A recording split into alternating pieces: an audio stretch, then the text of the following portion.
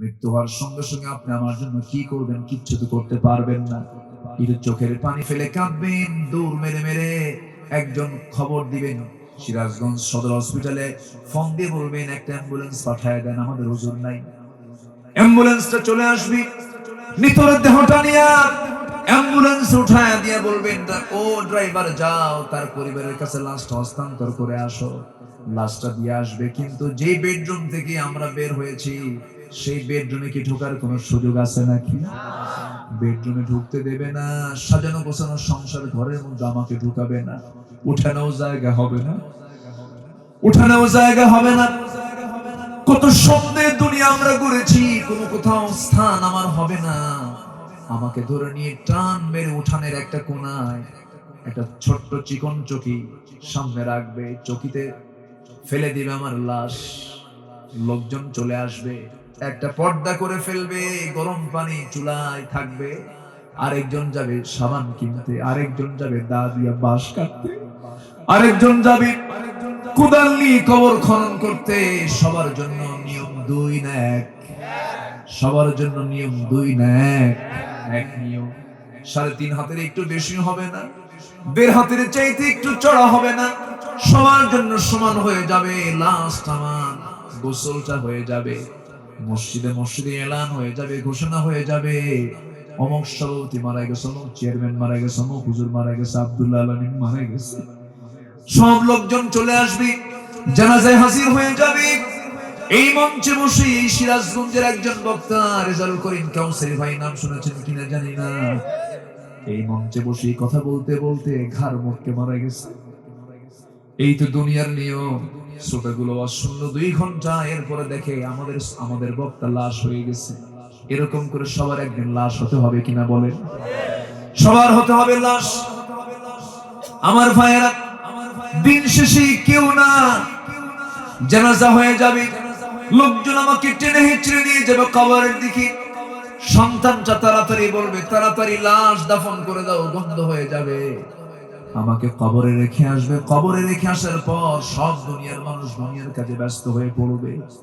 দিন শেষে বন্ধু কেউ নাই, বন্ধু আমার একমাত্র কেবলমাত্র কে? জোরে বলুন কে? আমার একমাত্র বন্ধু আল্লাহ। আমার মার পেটে আমাকে খাইয়েছেন আল্লাহ, রুহের জগতে আমাকে দেখেছেন আল্লাহ। আমি আবার কবরে চলে যাব, কবরে দেখবেন আমার আল্লাহ। এখানে যে আমরা বসে আছি, আমার নাকের মধ্যে খাবারগুলো দয়া করে তুলে দিচ্ছেন কে বলেন? আল্লাহ। সব তো আল্লাহই করেন ভাইরা আমার। সে আল্লাহকে আমরা বন্ধু বানিয়ে নেব, আল্লাহকে আমরা কাছে টেনে নেব। আল্লাহকে আমরা যদি প্রকৃত বন্ধু বানিয়ে নিতে পারি, পৃথিবীর কোন শত্রু আমার সঙ্গে জিততে পারবে না। আমার বন্ধু 1 নাম্বার কে বলেন? আসতে বলবেন না কে? এই জন্য সে আল্লাহকে খুশি করার জন্য 1 নাম্বার কাজ হলো জাহান্নামে যাবে বান্দা। 1 নাম্বার অপরাধ হলো কি না? আদায় না করা, নামাজ আদায় না করা। 5 ওয়াক্ত নামাজ পড়বেন কারা কারা একটু হাত তুলে দেখান। বাস্তবে আল্লাহ আমাকে সবচেয়ে বেশি ভালোবাসেন। পৃথিবীর সকল ভালোবাসার মধ্যে স্বার্থ কাজ করে, বিনিময় কাজ করে, অনেক কিছু এর মধ্যে কাজ করে, কিন্তু আল্লাহ যে বান্দাকে ভালোবাসেন, আল্লাহ বান্দার থেকে কিছুই চান না।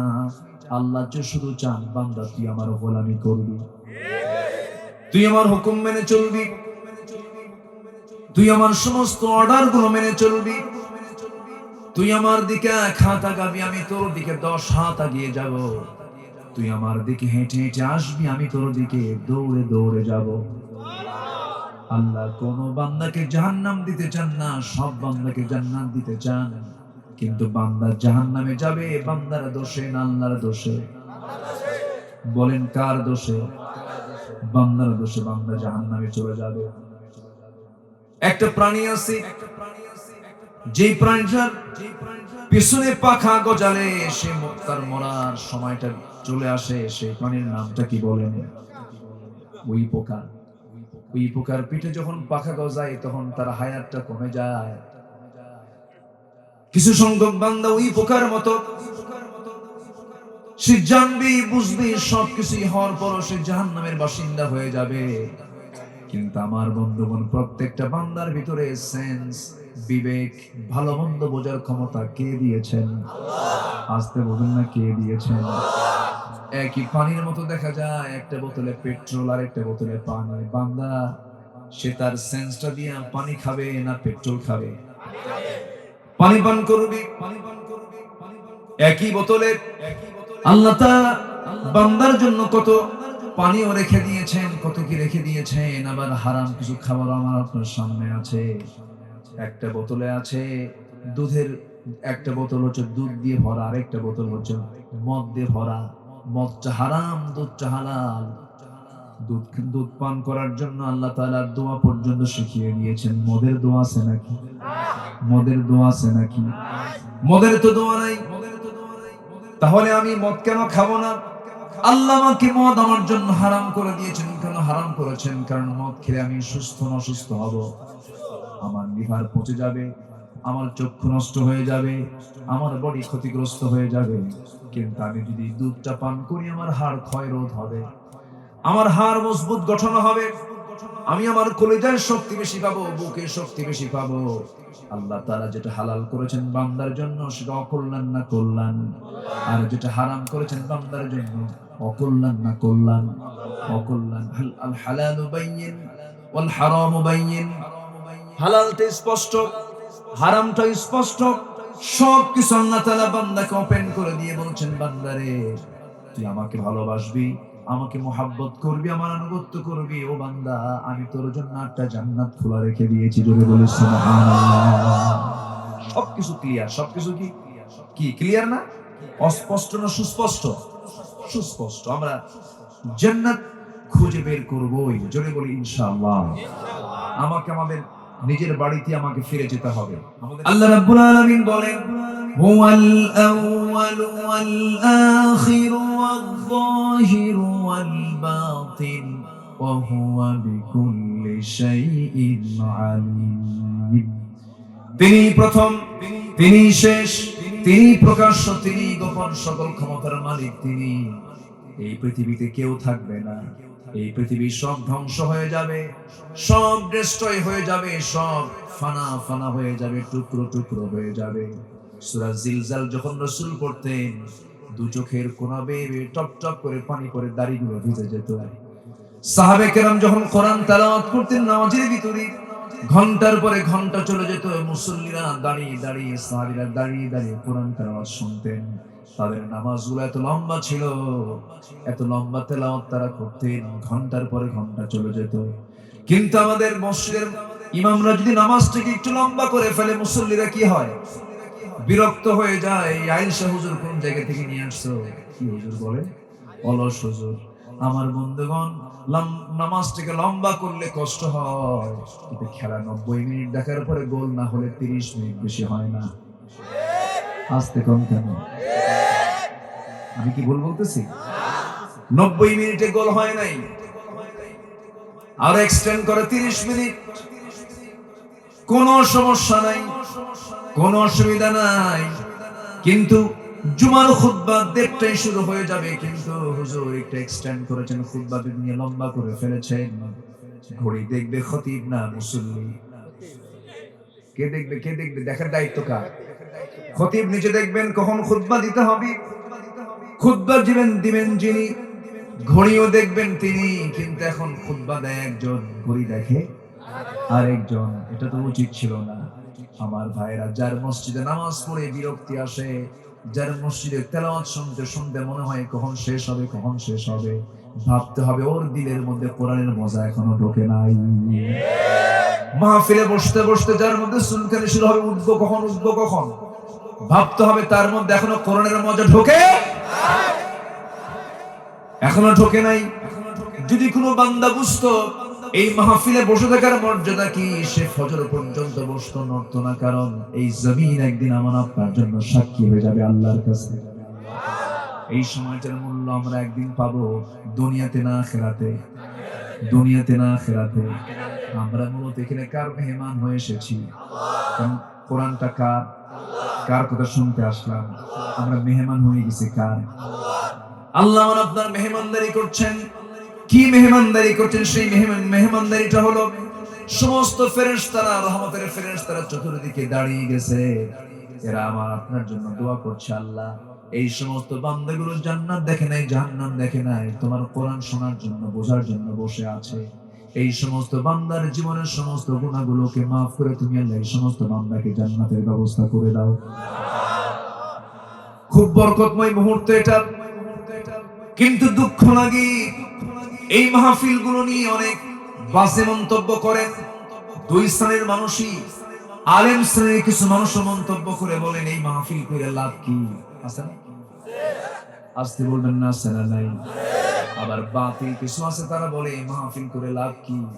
আমার বন্ধুগণ, মাহফিল করে লাভ এতটুকুই হয়েছে, এই গ্রামে যে ওয়াজ মাহফিল হয়েছে, এই মাহফিল আর যাত্রা হবে না, ঠিক কি না? আমি তো মনে করি প্রত্যেকটা গ্রামে গ্রামে একটা করে মাহফিল হওয়া দরকার।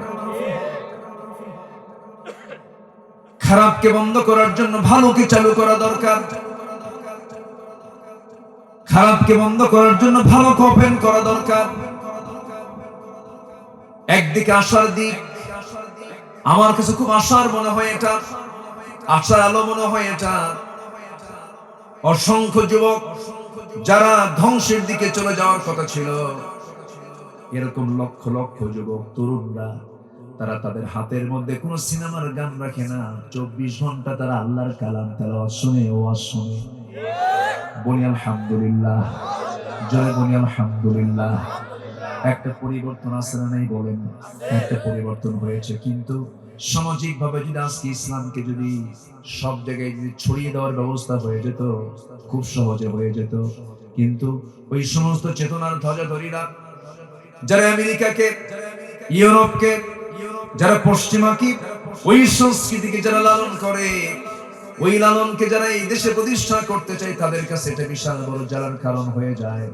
সুস্পষ্ট একটা কথা বলে দিচ্ছি আমরা, সেটা হলো এই জমিনের শিকড়ে ইসলাম প্রবেশ করেছে, এই জমিন থেকে কেউ ইসলামকে নির্মূল করতে পারবে না। নির্মূল করতে পারবে? গোটা দুনিয়াতে চলছে দুইটা যুদ্ধ, একটা হলো মিলিটারি ওয়ার, আরেকটা হলো কালচারাল ওয়ার। একটা হলো সামরিক যুদ্ধ, আরেকটা হলো সাংস্কৃতিক যুদ্ধ। গত 1-1.5 মাস ধরে যে খেলা হয়ে গেল, গোটা দেশ যেন, সমস্ত জাতি যেন একটা ফুটবল নিয়ে টেনশনে আছে। আমি কি ভুল বলতেছি বলেন? চার দোকানে একই গল্প, মুদিখানার দোকানে একই গল্প, সব জায়গায় একই গল্প। গোটা দুনিয়া জুড়ে শুধু একটা ফুটবল নিয়ে 22 জন মারামারি করে, কাড়াকাড়ি করে, আর গোটা দুনিয়া বাসে এগুলো নিয়ে তারা গবেষণা করে। আল্লাহ তাআলা কি ফুটবলের চিন্তা করার জন্য দুনিয়াতে পাঠাইছেন? আমার বুকটা ফেটে গেল। প্রতিটা রাত খেলা হয় 2টার দিকে, 2:30টার দিকে, 12টার দিকে। উম্মতে মুহাম্মাদি গোটা রাত জেগে জেগে খেলাগুলো দেখলো, ফজর নামাজ না পড়ে ঘুমিয়ে পড়লো। শেষে সেই বিশ্বকাপের ট্রফিটা তারাই নিয়ে গেল, তারাই খেললো, তারাই মার্কেটিং করলো। মাঝখান থেকে মুসলমান খেলা দেখলো, ফজর নামাজ নষ্ট করলো। ক্ষতি হলো তাদের না মুসলমানের? কার ক্ষতি হলো? আমারই তো ক্ষতি হয়ে গেল। সাংস্কৃতিক যুদ্ধ কাকে বলে দেখেন? আর্জেন্টিনা আমেরিকার কোন একটা দেশ, সেই দেশের একজন খেলোয়াড়ের জার্সি নাম্বার 10, তার নাম সহ সিরাজগঞ্জের একটা গ্রামের ছোট্ট একটা ঘরের ছোট্ট একটা বাচ্চার গায়ে মেসি 10 নাম্বার জার্সি। আমি কি ভুল বলতেছি? কত বড় বিজয় দেখেন, কি স্লোগান দিচ্ছে তারা। মুসলমানদের হাতে, মুসলমানদের গায়ে থাকবে খেলার জার্সি না জিহাদের পোশাক? মুসলমানের হাতে থাকবে খেলার পতাকা না কালিমার পতাকা?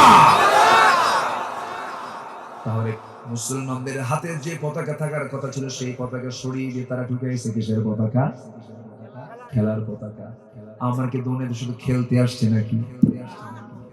দুনিয়া তো খেলার জায়গা নয়, কিন্তু মোহাব্বত যেন কেমন ওই দিকে চলে গেছে আমাদের। কেমন করে চলে গেল দেখেন। 70 বছরের বুড়া মানুষ প্রথম দিন খেললো আর্জেন্টিনা সৌদি আরব। সৌদি আরব 2টা গোল দিয়ে দিল। এক বুড়া চাচা এত ভক্ত, 70 বছরের বুড়া, সে আত্মহত্যা করে মরে গেল। খবর জানেন না আপনারা? তার দল হেরে গেছে আত্মহত্যা, বাস দুই না দুনিয়াতে। কি মোহাব্বত দেখে! এই সমস্ত মোহাব্বত করা যাবে না। দুনিয়ার অপ্রাসঙ্গিক কোনো কাজে নিজের জীবনকে জড়িয়ে দেওয়া যাবে না। এই দুনিয়ার কোন ব্যক্তির প্রতি মোহাব্বত করতে গেলে আগে ভাবতে হবে এই ব্যক্তির সঙ্গে আল্লাহর সম্পর্ক কেমন। এমন লোক আছে নায়ক মরে যায়, সুইসাইড করে আত্মহত্যা করে, আছে না নাই বলেন? এটা কেমন কথা, এটা কেমন আচরণ? আমার বন্ধুগণ, সকল ভালোবাসা আমার আপনার জন্য বরাদ্দ করতে হবে। এক নাম্বার হলো কার ভালোবাসা বলেন? আল্লাহর ভালোবাসা। ইমানদাররা আল্লাহকে সবচেয়ে বেশি ভালোবাসে। আল্লাহ রাব্বুল আলামিন সুন্দর করে বলছেন, ওয়াল্লাযীনা আমানু আশাদ্দু হুব্বান লিল্লাহ। যারা ইমানদার তারা সবচেয়ে বেশি আল্লাহকে মহব্বত করে, আল্লাহকে তারা সবচেয়ে বেশি ভালোবাসে। আল্লাহর ভালোবাসার জায়গায় পৃথিবীর কেউ স্থান পেতে পারে না। আমি সবচেয়ে আমার হৃদয়ে স্থান দেব এক নাম্বার কাকে? আসতে বলবেন না কাকে? যিনি আমার মনের ভাষা বোঝেন, যিনি আমার চোখের ভাষা বোঝেন, যিনি আমার কানের ভাষা বোঝেন, যিনি আমার হাত পায়ের সকল কিছুর ভাষা বোঝেন, আমি তো তাকেই সবচাইতে বেশি ভালোবাসবো। যিনি আমার সকল দুঃখ দূর করতে পারবেন। পৃথিবীর কোন মানুষ আমার সব দুঃখ ঘোচাতে পারবে না, আমার সকল দুঃখ মিটিয়ে দিতে পারবে না। আমার আল্লাহ তো সেই আল্লাহ যে আল্লাহ আমাকে আমার মার পেটের মধ্যে নিখুঁত করে আমাকে বড় করেছেন। জোরে বলি সুবহানাল্লাহ। আল্লাহ তাআলা আমাকে কত সুন্দর করে দুটো চোখ দিয়েছেন, কত সুন্দর করে দুটি হাত দিয়েছেন, সুন্দর দুটি ঠোঁট দিয়েছেন, সুন্দর একটা জিহ্বা দিয়েছেন। আল্লাহ তাআলা বান্দাকে প্রশ্ন করে বলছেন, যারা পারেন ঠোঁট মিলে আমার সঙ্গে বলুন, আলাম নাজআল লাহু আইনাইনি ওয়া লিসানান ওয়া শাফাতাইন ওয়া হাদাইনাহু নাজদাইন ফালাকতাহামাল আকাবাতা ওয়া মা আদরাকা মাল আকাবা। বান্দারা, আমি তোমাকে টানা টানা দুইটা চক্ষু দিলাম, সুন্দর দুটি ঠোঁট দিলাম, সুন্দর একটা জিহ্বা দিলাম। আগে চোখের কথা না, আগে জিহ্বার কথা বলেন। চোখের কথা বলে দিয়েছেন আগে। সুন্দর টানা টানা দুইটা চক্ষু দিলাম। চোখের পানি জিহ্বায় চলে আসে, কিন্তু জিহ্বার পানি চোখে যায় না। এই জন্য আল্লাহ তাআলা সিরিয়ালি আগে চোখটা দিয়েছেন। যেরকম সুবহানাল্লাহ। আমার ভাইয়েরা, এই চোখ আল্লাহ চালান। শুধু চোখটা বানিয়ে ক্ষান্ত হন না, এই চোখটাকে আবার ঠিক রাখার জন্য কত অয়েন্টমেন্টের ব্যবস্থা করেছেন। আমরা যখন সারা রাত ঘুমাই, ঘুম থেকে উঠে সকালবেলা চোখের কোনায় আমরা সাদা সাদা কি যেন দেখি, এটা আল্লাহর দেওয়া অয়েন্টমেন্ট, মলম। যেরকম সুবহানাল্লাহ। আবার দিনের বেলা চলতে নিয়ে এই চোখটা যদি হঠাৎ করে বালু দ্বারা আক্রান্ত হয়ে যায়, কোনো বালু যদি ঢুকে যায়, কোনো ধুলাবালি যদি ঢুকে যায়, সঙ্গে সঙ্গে চোখ থেকে কি বের হয়? যে পরিমাণ পানি বের হওয়া দরকার সেই পরিমাণ পানি বের হয়। এই পানি বের হওয়ার জন্য প্রত্যেকটা চোখের পেছনে দুইটা করে মেশিন দেওয়া আছে। সেই মেশিন অটোমেটিক্যালি চালু হয়ে যায়। আবার প্রত্যেকটা চোখের মধ্যে মহান রব্বুল আলামিন 20 লক্ষ 40 লক্ষ পার্টস দিয়ে দিয়েছেন। প্রত্যেকটা চোখের পেছনে আল্লাহ তাআলা 1,70,000 নার্ভ দিয়েছেন, সূক্ষ্ম সূক্ষ্ম নার্ভ দিয়েছেন, রব দিয়েছেন। যেরকম সুবহানাল্লাহ।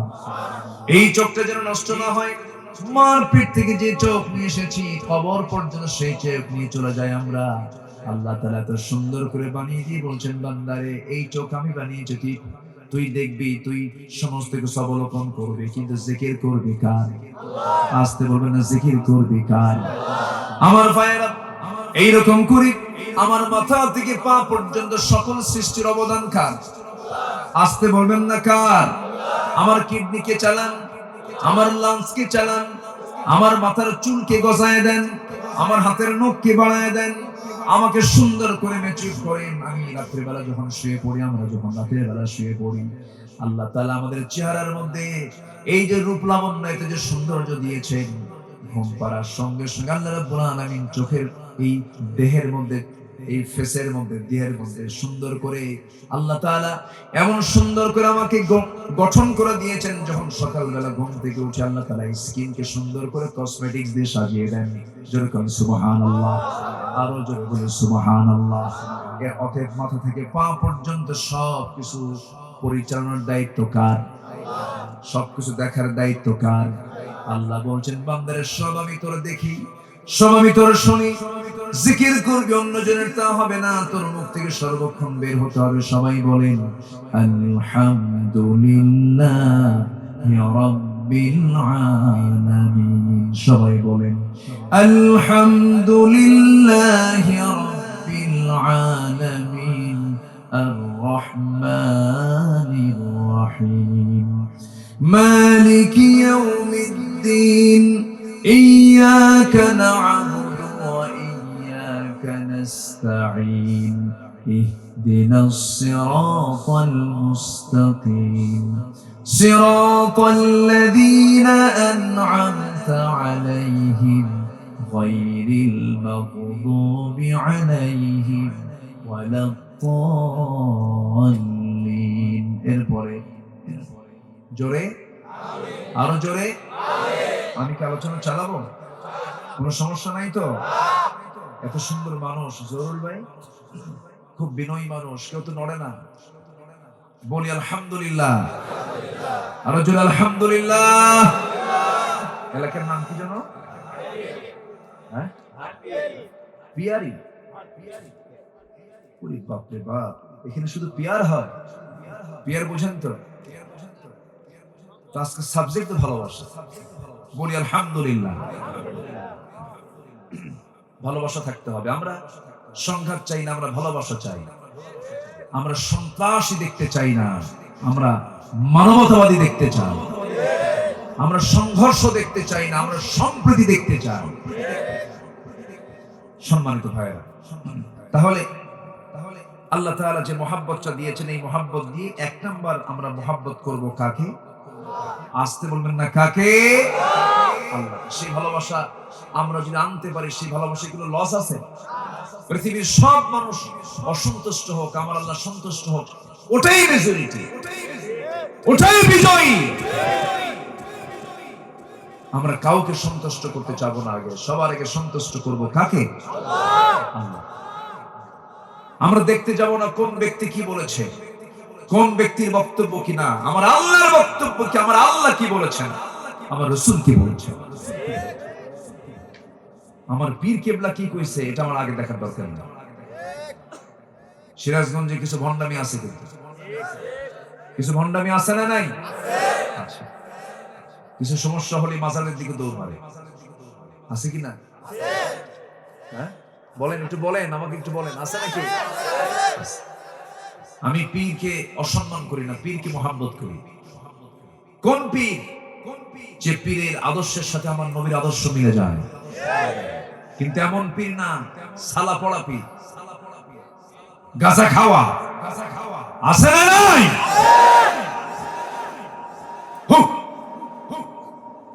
আছে নাকি এগুলো? খাজা দিল কর তাজা, ইসমে জালাল, গাজার কলকি খাওয়া হালাল। জোরে বলি নাউজুবিল্লাহ। কি ফতোয়া দিল দেখেন। গাজা নাকি বেহেশতের গাছ আছে, বদমাইশ কিন্তু কম নাই, মানে শয়তানের এজেন্ট, একদম শয়তানের পাক্কা এজেন্ট। নারী পুরুষ একাকার হয়ে পর্দার কোনো বালাই নাই, ওটা নাকি কি বলে, কি কি ভাই, না ওদের একটা ভাই আছে, জাকের ভাই। এই তো পার্টি এখানেও থাকতে পারে কিছু, জাকের ভাই। এই জাকের ভাই নাকি, সে নাকি মোহরেম। কেমন মোহরেম? পুরুষ যদি হয় তার সঙ্গে দেখা করা নাকি মহিলার জায়েজ। নাউজুবিল্লাহ বলবেন না? জোরে বলুন নাউজুবিল্লাহ। আমার নবীর স্ত্রী হলো আমাদের মা, আমাদের কি বলেন? নবীর স্ত্রী হচ্ছে আমাদের উম্মাহাতুল মুমিনিন। উম্মতের জন্য, উম্মতে মুহাম্মাদের সবার মা হচ্ছে নবীদের মা, নবীর মা। আচ্ছা, সেই নবীর মা যারা আমাদের কাছে হলো মায়ের মর্যাদা, অথচ তাদের সাথেও সাহাবীরা কি দেখা করেছেন না পর্দা অবলম্বন করেছেন? পর্দা। আর এরা জাকের ভাইয়ের সঙ্গে নাকি জাকের বোনের দেখা করা জায়েজ, জুতা পেটা করা দরকার, ঠিক কি না? 14 জন পুরুষ ছাড়া পৃথিবীর কোন নারী 14 জন পুরুষ ছাড়া কারো সঙ্গে পর্দা ছাড়া দেখা করতে পারবে না। দেখা করা জায়েজ? এটা কি মোল্লার কথা না আল্লাহর কথা? মোল্লা কইছে না আল্লাহ কইছে? কোরআনে আছে না নাই? এই 14 জন ছাড়া কারোর সঙ্গে দেখা করা জায়েজ নাই। এরা আরেকটা বানাইছে কি? জাকির ভাই। কি ভাই? জাকির ভাই। ওরা নাকি বসতে পারবে, একসঙ্গে জিকির করতে পারবে, জিকির করতে করতে তারা একাকার হয়ে যাবে, ফানাফিল্লা হয়ে যাবে। শয়তান বলবে আমি এজেন্ট দিয়ে গেলাম তোদের কাছে, আমি তোদের কাছে ফেল, তোদের সঙ্গে পারলাম না। আমার বন্ধুগণ, এগুলো নোংরামি করা যাবে না। পর্দা করাটা সুন্নত ইবাদত না ফরজ ইবাদত। যার পর্দা নাই তার কোনো কিছুই কবুল হবে না। শুধু পর্দা নারীর জন্য নয়, পুরুষের জন্য পর্দা আছে না নাই বলেন? আল্লাহ তাআলা আগে পর্দা করতে বলেছেন নারীকে না পুরুষকে? পুরুষকে ইয়াগুদ্দু মিন আবসারিহিম। পর্দা কি আল্লাহ তাআলা আগে পুরুষকে দিয়েছেন না নারীকে দিয়েছেন? পুরুষ। পর্দা করা ফরজ। যেই কাজ করতে গেলে পর্দা থাকবে না সেই কাজে আমার আপনার যাওয়া যাবে না। আল্লাহ তাআলা পর্দার ব্যাপারে এত শক্ত হুকুম দিয়েছেন। আমার নবীজি পর্দার ব্যাপারে খুবই হার্ড ছিলেন, খুবই জায়গায় শক্ত ছিলেন। চোখের পর্দা, কানের পর্দা, কথার পর্দা, দেহের পর্দা, সব পর্দাগুলো ঠিক রাখতে হবে। আমার বন্ধুগণ, এই দুনিয়াতে যে মা পরপুরুষ থেকে নিজের সৌন্দর্যকে হেফাজত করবেন, আল্লাহ তাকে জাহান্নামটাকে প্রাচীর করে দিয়ে তার জন্য জান্নাতের দরজা খুলে দিবেন। আল্লাহ তুমি এলাকার সকল মাকে যেই পর্দা করলে জান্নাত পাওয়া যাবে এমন পর্দা করার তৌফিক দাও। এখন পর্দা করার জন্য যে বোরকা বের হইছে, ওরে বাপ রে বাপ, ওটা কি বোরকা? ওটা কি বোরকা বলে? বোরকা কাকে বলে? বোরকা হলো, বোরকার কালার হবে সাদা না কালো? ডিজাইন না ডিজাইন ছাড়া? টাইট না ঢিলা? এখন কি সব তার উল্টা। বোরকা তো আছেই, বোরকার গায়ে আবার বোরকার উপর দিয়ে আবার আয়না লাগানো। আয়না মানে আসলে এটা কোন বোরকা হলো? বোরকা হবে দেখানোর জন্য না ঢাকার জন্য? বোরকার কালার হবে কয়টা? এখনকার মেয়েরা আবার উপরে ওড়না লাগায়, সে ওড়নার উপরে ভাঁজ দিতে দিতে উটের পিঠের মতো, উটের কি পিঠের মতো করে ফেলে না। আচ্ছা, এগুলো কথা কি বলার দরকার আছে না ভাই? আসতে বলবেন না, আছে না নাই? এই জাতীয় কোন ওড়না পরা যাবে? ওড়না পড়তে হবে একদম ঢেকে যাবে, কাপড় পরতে হবে একদম ঢাকানোর জন্য, ডিজাইনের জন্য নয়। যত ডিজাইন আমার মা আপনি দেখাবেন আপনার স্বামীর সামনে, স্বামীর সামনে কোনো ডিজাইন নাই, স্বামীর সামনে কোনো সেন্টও লাগায় না, আতরও লাগায় না, একদম ঘামের গন্ধে কাছে যাওয়া যায়। কিন্তু মার্কেটে যখন যায় এমন ঝাঁঝালো সেন্ট লাগায়, পরপুরুষের নাকে গিয়ে ধাক্কা লাগে। আসলে নয় বুঝাচ্ছে আমি যাচ্ছি কিন্তু আমারে দেখো। এরকম বেহায়া কিছু মহিলা আছে না নাই? মা, আমি আপনাকে খেপে কোনো কথা বলছি না। আজকে গোটা দুনিয়াতে পুরুষের ঈমানকে নষ্ট করার জন্য, মুসলমান জাতির ঈমানকে নষ্ট করার জন্য সবচেয়ে বড় হাতিয়ার হিসেবে গ্রহণ করে নিয়েছে মেয়েদের নগ্নতা, বেহায়াপনা, উলঙ্গতা। আমাদের মা বোনদেরকে এখান থেকে বাঁচানোর দরকার আছে না নাই? বাঁচাতে হবে, এনিওয়ে চেষ্টা করে তাদেরকে ফিরে আনতে হবে। এমন অসভ্য বাপ আছে নিজের মেয়েকে, ষোড়শী মেয়েকে মঞ্চ উঠায় দিয়ে বলে মা তুমি নাচো। আছে না? সিরাজগঞ্জে মনে হয় নাই? মেয়েকে উঠায় দিয়ে বলে মা নাচো তো। মেয়ে নাচে, বাবা তালি মারে। আবার পরে মঞ্চ উঠে বলে প্রিয় ভাইরা আমার মেয়ের জন্য আপনারা দোয়া করবেন, মাশাআল্লাহ। আকাম কুকামের জন্য আবার দোয়া চায়। আছে না? আছে না? এগুলো সব বন্ধ হয়ে যেত যদি সমাজে থাকতো কোরআনের আইন কানুন সব বন্ধ হতো, ঠিক কিনা বলেন? এই যুবক, এই যে বসেন, কি করব বলেন? যাবেন নাকি আপনারা? একটা লোক যাবেন না। শোনেন, রাস্তায় চলতে নিলে যদি কোনো রাস্তার নিয়ম ভঙ্গ করে তখন ট্রাফিক আইনে মামলা হয় না? শৃঙ্খলা ভঙ্গের অভিযোগে কি মামলা হয় না? এখানে মাহফিলের শৃঙ্খলা আছে না নাই? শৃঙ্খলা কি ওঠা বসা করা? হ্যাঁ? এখানকার মাহফিলের শৃঙ্খলা হলো শেষ পর্যন্ত মনোযোগ সহকারে শুনে দোয়া করে যাওয়া। এটার বিপরীত কিছু করলে তখন শৃঙ্খলা ভঙ্গের অভিযোগে মামলা হবে, সেই মামলা দিবে ফেরেশতা। কি কথা কি বোঝা গেল? আমরা সবাই থাকবো, জোরে বলি ইনশাআল্লাহ। এক নম্বর ভালোবাসা হবে কার জন্য বলেন? আসতে বলবেন না, কার জন্য? ছিলাম কার কাছে, আছি কার দুনিয়ায়, আবার যাব কার কাছে? সে আল্লাহ কোথায়? কোথায়? চিন্তা পড়ে গেছেন আপনারা মনে হয়। যে আল্লাহকে ভালোবাসবো সে আল্লাহ কই তাও তো কর না।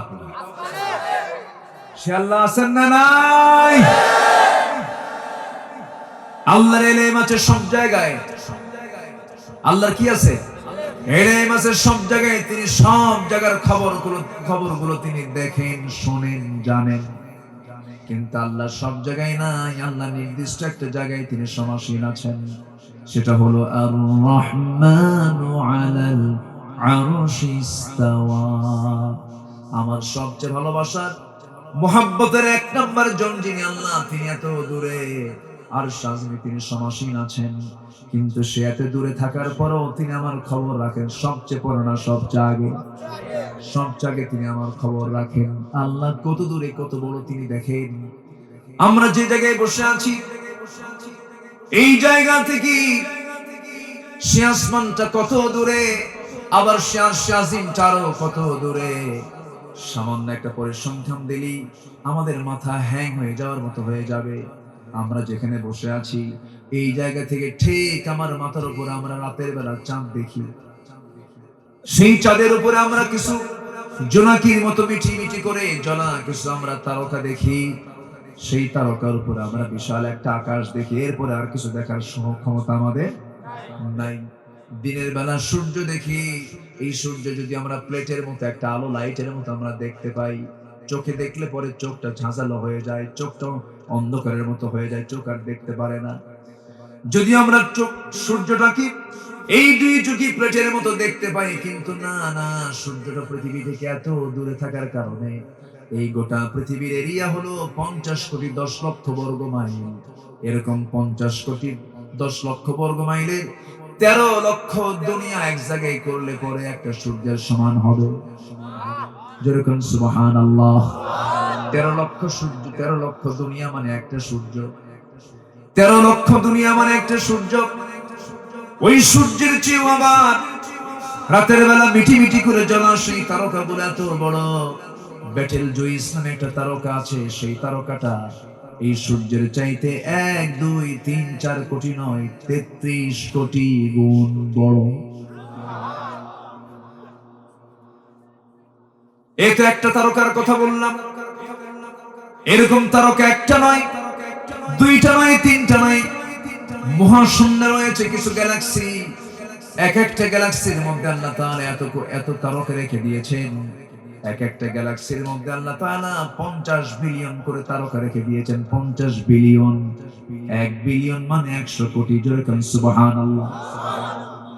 50 বিলিয়ন করে তারকা রেখেছেন একটা গ্যালাক্সির ভিতরে। এইরকম অসংখ্য গ্যালাক্সি আল্লাহ তাআলা মহাশূন্যে ঝুলিয়ে রেখেছেন। অকুল্লুন ফি ফালাকি ইয়াসবাহুন। মানুষ তো চাঁদের দেশে ঘুরতে গেছে, চাঁদ দেখে এসেছে। মানুষ মঙ্গল গ্রহে যায়, সেখানেও তারা পজিশন কিনে। বান্দা মঙ্গল গ্রহে গেল, বান্দা চাঁদের দেশে গেল। বান্দা যদি মনে মনে চিন্তা করে আমরা একটু তারকার দেশে যাব, এই পৃথিবী থেকে সবচেয়ে নিকটবর্তী তারকার নাম হলো প্রক্সিমা সেন্টারাই। প্রক্সিমা সেন্টারাই যদি কেউ যেতে চায়, এই দুনিয়া থেকে ওই প্রক্সিমা সেন্টারে যাওয়ার জন্য যদি কেউ দ্রুতগামী কোনো যানবাহনকে সিলেকশন করে, বর্তমান প্রেজেন্ট দুনিয়ার সবচেয়ে দামি, সবচেয়ে দ্রুত একটি যানবাহন হলো অ্যাপোলো 11। অ্যাপোলো 11 এর গতি হলো পার আওয়ার ৩৯,০০০ কিলোমিটার। ১ ঘন্টায় যায়, ১ ঘন্টায় যায় হলো ৩৯,০০০ কিলোমিটার। এমন একটা গতি সম্পন্ন অ্যাপোলো 11 এ চড়ে যদি কেউ প্রক্সিমা সেন্টারি নামক পৃথিবীর সবচেয়ে নিকটবর্তী তারকার দেশে যদি ঘুরতে যেতে চায়, তার সময় লেগে যাবে পার আওয়ার ৩৯,০০০ কিলোমিটারের বেগে সময় লেগে যাবে ১,১৫,০০০ বছর মাত্র। যাবেন কারা কারা? হাত তোলেন। যেতে পারবেন? ব্রেন কি আর খেলে? তাহলে আমি যাকে ভালোবাসলাম সে আল্লাহ এত দূরে, আল্লাহকে আমি ধরবো কেমনে? আল্লাহকে আমি কাছে নেব কেমনে? আল্লাহকে আমি এত মহব্বত করে কাছের মধ্যে নেব কেমনে? আমার আল্লাহ তাআলা আরশ আজিমটা এত দূরে, মাত্র তারকার দেশে সময় লাগতেছে ১,১৫,০০০ বছর। তাই বলে 11 এর মতো যানবাহনে চড়ে। এই তো বললাম মহাশূন্যের কথা। এরপরে আছে বিশাল একটা আকাশ, সে আকাশের উপরে আছে আবার বিশাল মহাশূন্য। এরপর আরেকটা আকাশ, এরপরে মহাশূন্য, এরপর আরেকটা আকাশ। এরকম করে একটা আকাশ নয়, সাবআ সামাওয়াত। ৭ আকাশের মালিক কে? আসতে বলবেন, ৭ আকাশের মালিক কে?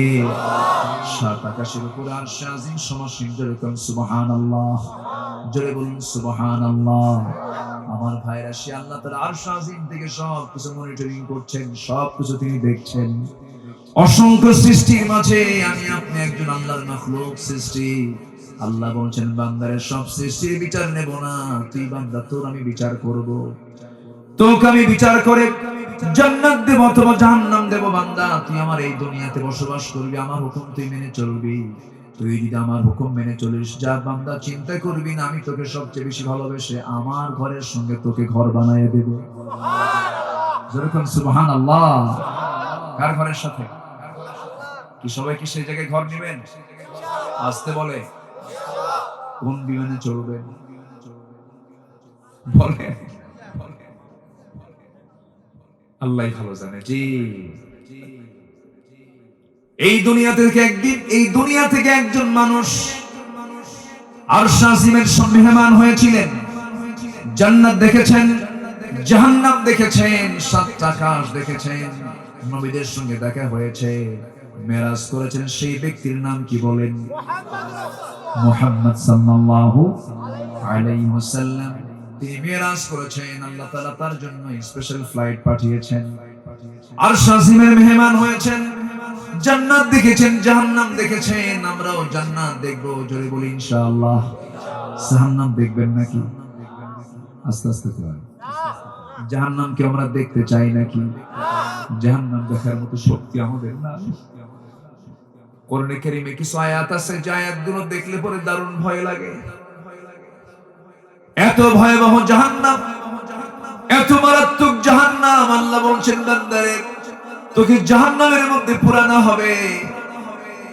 চামড়াগুলো যখন পড়ে যাবে, চামড়ার আগুনের দাহ্য শক্তি সে বুঝবে না।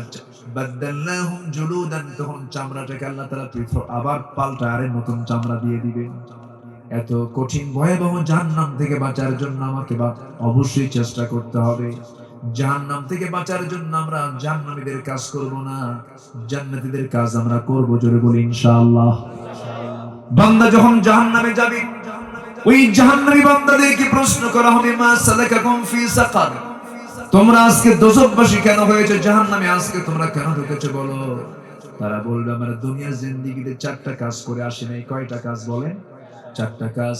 মা সালাকাকুম ফি সাকার قالوا لم نك من المصلين ولم نك نطعم المسكين وكنا نخوض مع الخائضين وكنا نكذب بيوم الدين حتى أتانا اليقين। جربنا الله أكبر। আমরা দুনিয়ার জিন্দেগিতে 4টা কাজ করে আসি নাই। নাম্বার 1 হলো আজান শুনেছি, কিন্তু আজান শোনার পরও নামাজে কোনো আগ্রহ আসে নাই।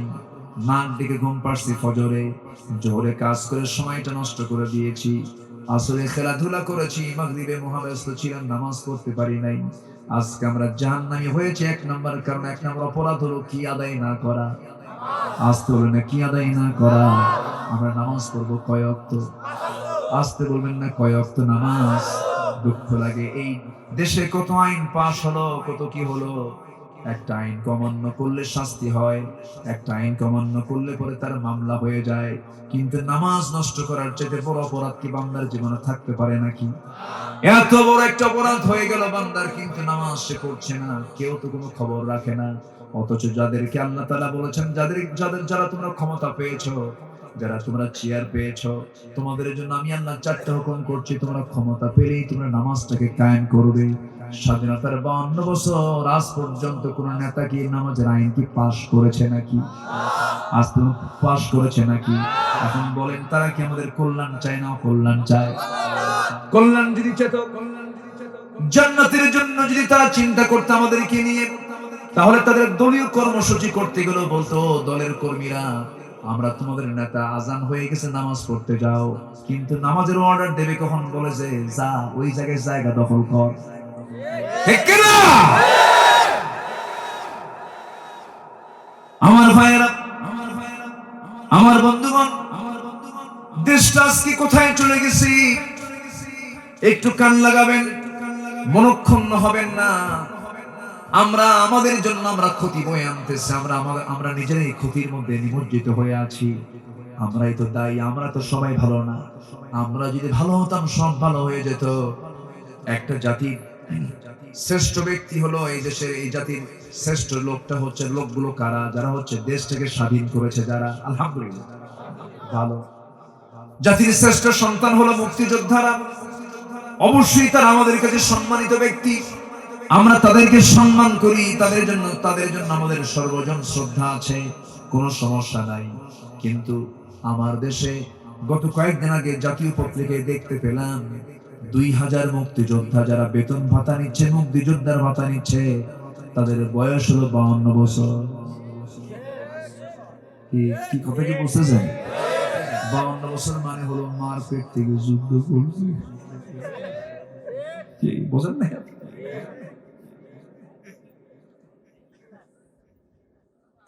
আমার ভাইয়েরা,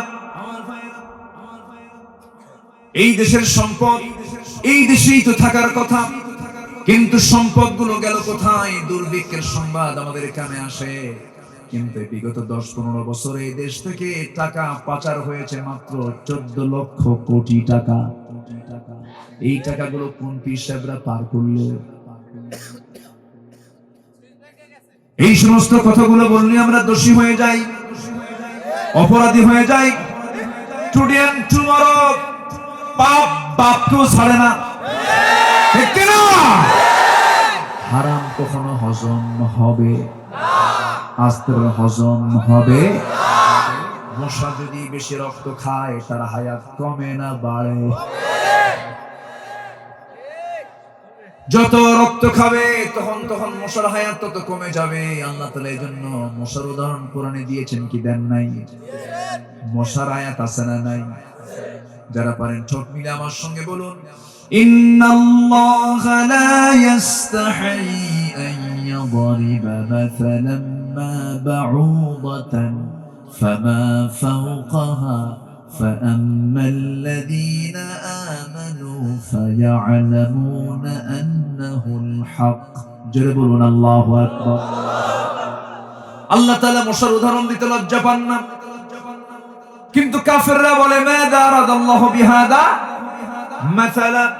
ওরা বলে তোমার আল্লাহ এই মশা দিয়ে উদাহরণ দিয়েছে, কিয়ামতের মধ্যে কি এমন কি আছে তোমার আল্লাহ এত বড়, মশার নাম নেওয়া লাগে কেন? দেখেন কাফেরদের দৌড় ধরার সাইজ দেখেন। মশা কি যতই আমরা ছোট প্রাণী মনে করি না কেন, মশার মধ্যে অনেক শিক্ষা আছে না নাই বলেন? মশা কি দুর্বল মনে হয় নাকি? যাদের ডেঙ্গু হয়েছে তারা টের পায়। এই তো ওয়াজ কি শুধু আমি পারি নাকি? এই তো লাইন আসতেছে, মুরব্বী খুব বিচক্ষণ সামনে। জি আলহামদুলিল্লাহ, এরকম শ্রোতা দুই একটা থাকলে মাহফিল সফল। আলহামদুলিল্লাহ বলে। মশাটা কত মারাত্মক প্রাণী দেখেন।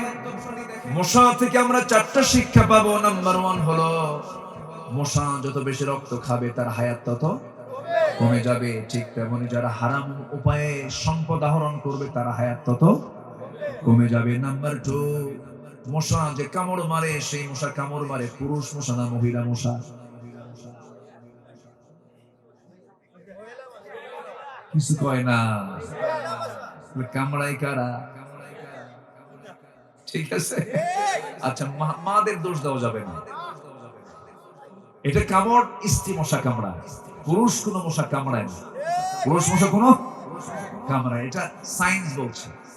এই জন্য আল্লাহ তাআলা এখানে কিন্তু মশার উদাহরণ দিয়েছেন, যে মশা সেটা হলো স্ত্রী মশা। বাউদাতান, স্ত্রী মশা। কি মশা? স্ত্রী মশা। আমার ভাইয়েরা, নাম্বার 3 হলো এই মশা ক্ষুদ্র কোনো প্রাণী নয়। এই মশার মধ্যে কিছু গুণ আছে যা অন্য কোনো প্রাণীর মধ্যে নাই। যেমন দেখেন কি ক্ষমতা আছে, এমন ক্ষমতা অন্য কোনো প্রাণীর মধ্যে নাই। রাতের বেলা মশারির মধ্যে আমি ঘুমিয়ে পড়েছি, কোন একটা মশারির ফাঁক দিয়ে মশা ঢুকে 4-5টা ঢুকে বসে আছে, ঘুম কি হবে নাকি?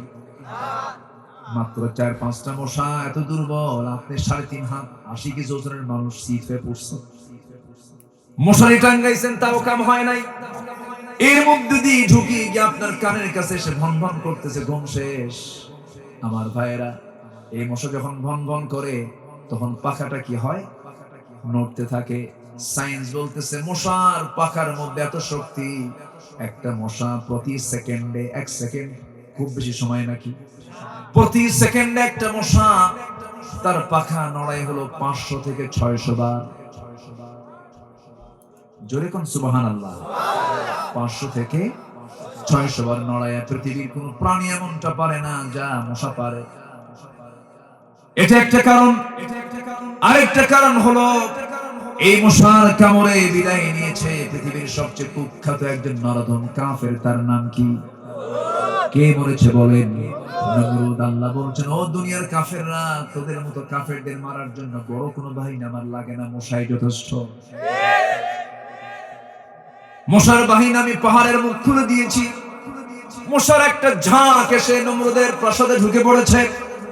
এর মধ্যে সবচেয়ে দুর্বল মশাকে আল্লাহ তাআলা অর্ডার দিলেন, দুর্বল মশা তোর তো ঠ্যাং চলে না, যা ওর নাকের মধ্যে ঢুক যা। নাকের মধ্যে ঢুকলো, নাকের মধ্যে ঢুকে ব্রেনের মধ্যে ঢুকে নড়াচড়া করে খুব ডিস্টার্ব হচ্ছে ফেরাউনের। সে বলল তার কর্মচারীকে নিয়ে এক জোড়া জুতা, জুতা দিয়ে মাথা পিট, মাথায় বাড়ি মারলো জুতা দিয়া, তাও সে সুস্থ হতে পারে না। আল্লাহ তাআলা গোটা দুনিয়ার সমস্ত কাফের বেঈমানদের দেখায় দিচ্ছেন, দেখ মশার মধ্যে কি ক্ষমতা রাখছি। যেরকম আল্লাহু আকবার, আরো জোরে আল্লাহু আকবার। আরেকটা উদাহরণ আছে মাকড়সা।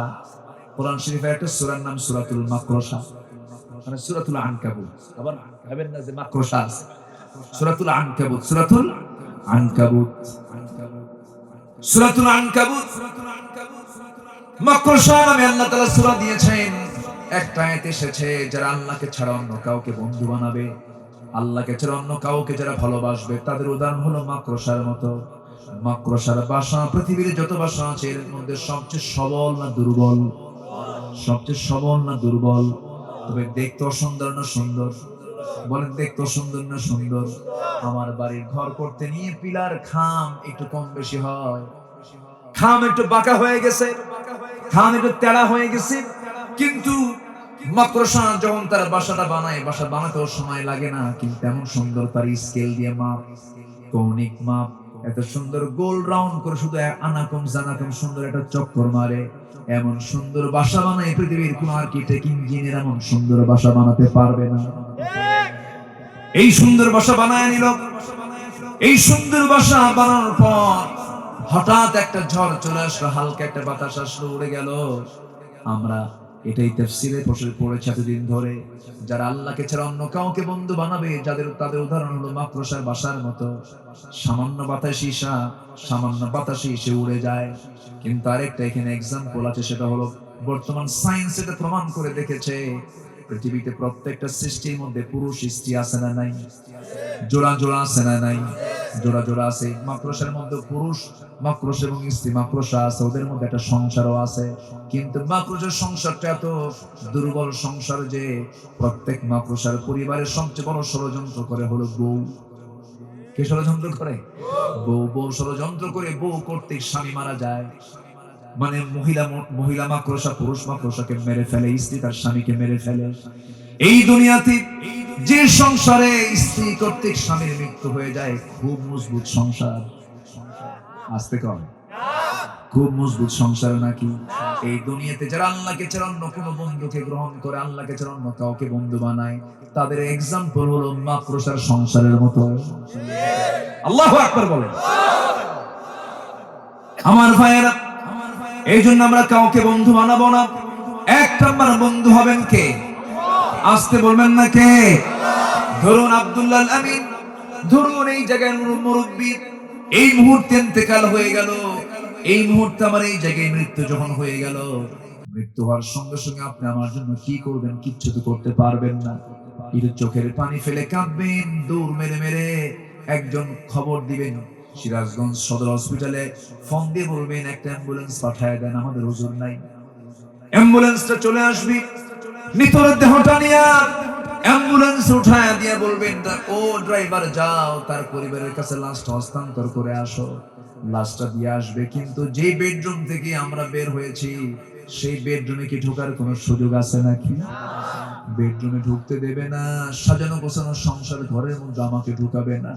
উঠানোও জায়গা হবে না, উঠানোও জায়গা হবে না। কত স্বপ্নের দুনিয়া আমরা ঘুরেছি, কোনো কোথাও স্থান আমার হবে না। আমাকে ধরে নিয়ে টান মেরে উঠানের একটা কোনায় একটা ছোট্ট চিকন চকি সামনে রাখবে, চকিতে ফেলে দিবে আমার লাশ।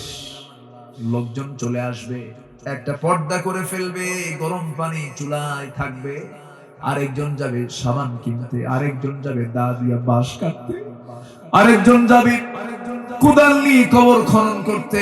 সবার জন্য নিয়ম দুই না এক? সবার জন্য নিয়ম দুই না এক?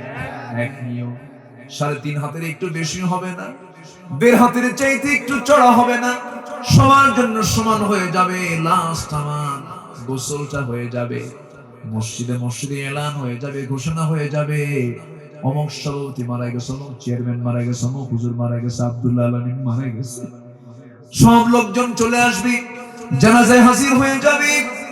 এই মঞ্চে বসে এই সিরাজগঞ্জের একজন বক্তা রেজাউল করিম কাউসারি ভাই, নাম শুনেছেন কিনা জানি না, এই মঞ্চে বসে কথা বলতে বলতে ঘাড় মোটকে মারা গেছে। এই তো দুনিয়ার নিয়ম। ছোটগুলো অশূন্য 2 ঘন্টা, এরপরে দেখে আমাদের বক্তা লাশ হয়ে গেছে। এরকম করে সবার একদিন লাশ হতে হবে কিনা বলেন? সবার হতে হবে লাশ। আমার ভাইয়েরা, দিন শেষে কেউ না, জানাজা হয়ে যাবে, লোকজন আমাকে টেনে হিঁচড়ে নিয়ে যাবে কবরের দিকে। সন্তানটা তাড়াতাড়ি বলবে তাড়াতাড়ি লাশ দাফন করে দাও, গন্ধ হয়ে যাবে। আমাকে কবরে রেখে আসবে। কবরে রেখে আসার পর সব দুনিয়ার মানুষ দুনিয়ার কাজে ব্যস্ত হয়ে পড়বে। দিন শেষে বন্ধু কেউ নাই, বন্ধু আমার একমাত্র কেবলমাত্র কে? জোরে বলুন কে? আমার একমাত্র বন্ধু আল্লাহ। আমার মার পেটে আমাকে খাইয়েছেন আল্লাহ, রুহের জগতে আমাকে দেখেছেন আল্লাহ। আমি আবার কবরে চলে যাব, কবরে দেখবেন আমার আল্লাহ। এখানে যে আমরা বসে আছি, আমার নাকের মধ্যে খাবারগুলো দয়া করে তুলে দিচ্ছেন কে বলেন? আল্লাহ। সব তো আল্লাহই করেন ভাইয়েরা আমার।